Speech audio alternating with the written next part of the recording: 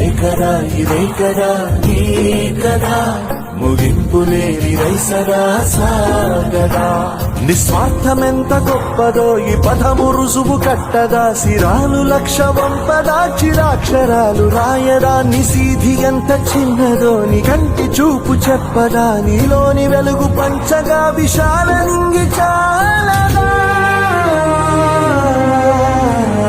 మనుష్యులందు నీ కథ మహర్షిలాగా సాగదా